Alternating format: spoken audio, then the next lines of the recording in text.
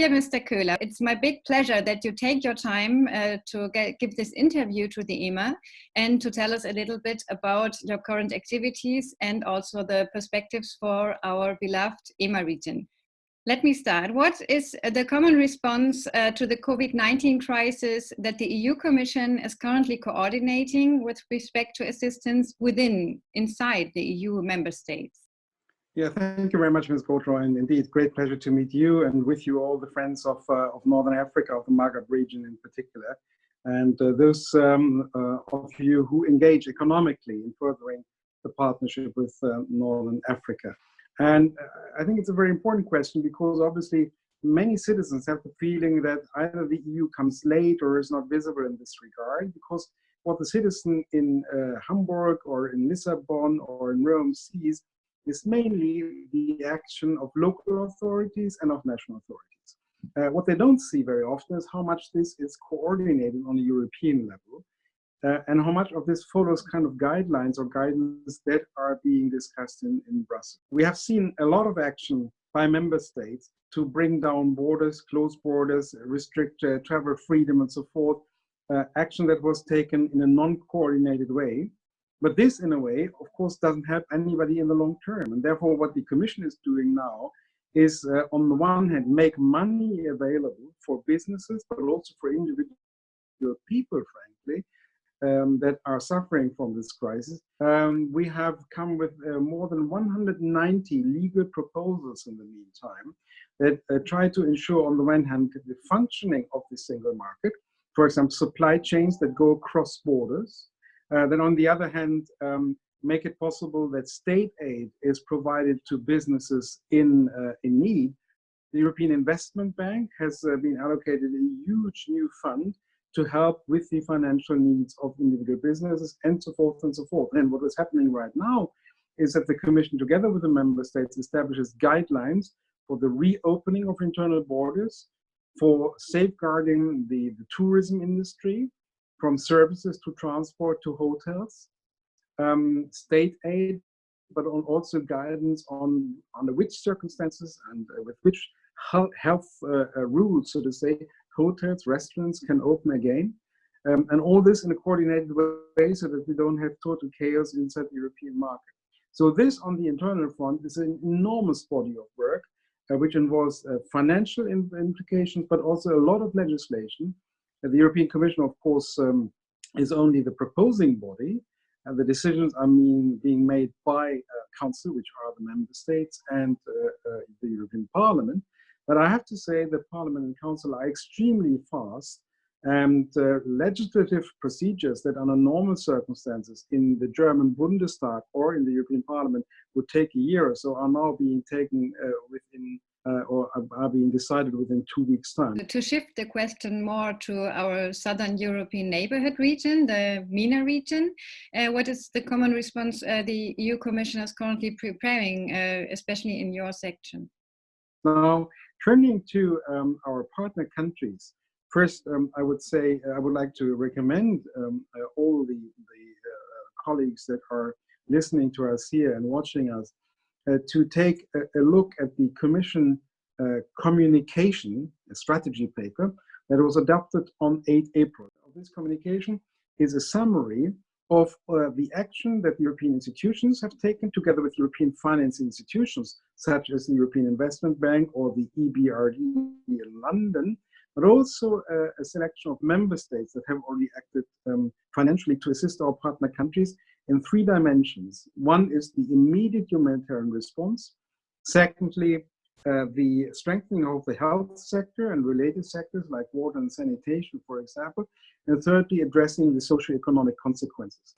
Now, when you count that together, and I'm speaking here about action in developing countries at large, not only Northern Africa or the Middle East, you come to a staggering 20 billion euros that have already been mobilized in form of development aid, partly grants, partly loans. If I go to the more narrow part of this that concerns my own work, humanitarian aid, where we only work with grants and no loans, we come to 502 million euros that have already been put into the health water sanitation, and the logistics response to COVID-19. I think for the time being, the countries in Northern Africa are still coping relatively well, and they are implementing quite rigorously, if I think, for example, of Morocco, the containment measures, but the economic consequences will be dire. Now, what we have done in this situation is that where there is a humanitarian need, and this concerns basically the countries in the Middle East and also Libya, where you have large populations of forcibly displaced persons, like Syrian refugees, for example. There we have increased funding, and we have reoriented existing programs in the areas of health, sanitation, and logistics in order to respond to the COVID sector. But this is not a situation that would in any way concern Morocco, Algeria, or Tunisia, for example, and also Egypt, which has a relatively low level of displaced persons inside its country, is not really very much concerned. There, what is important are the economic countermeasures.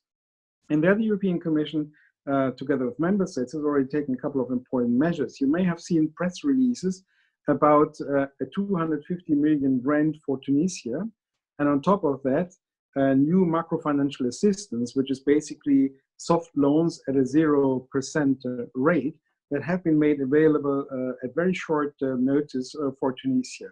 For Morocco, the European Commission has reoriented 150 million euros worth of projects from other areas to cope with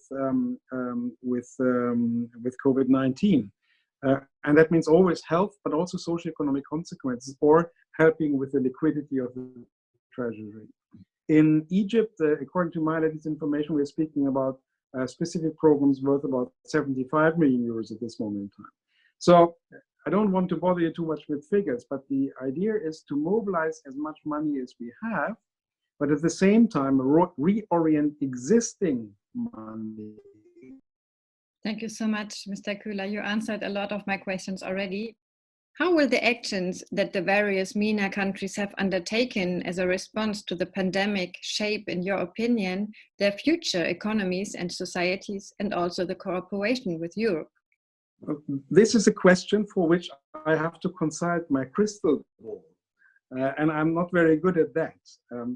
We know how COVID started in Northern Africa, but we don't know how long the impact will be felt, and we do not yet know what the consequences will be.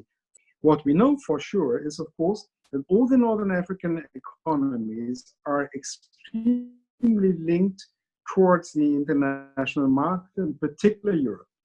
And it all depends how long the economic consequences of this crisis will be felt.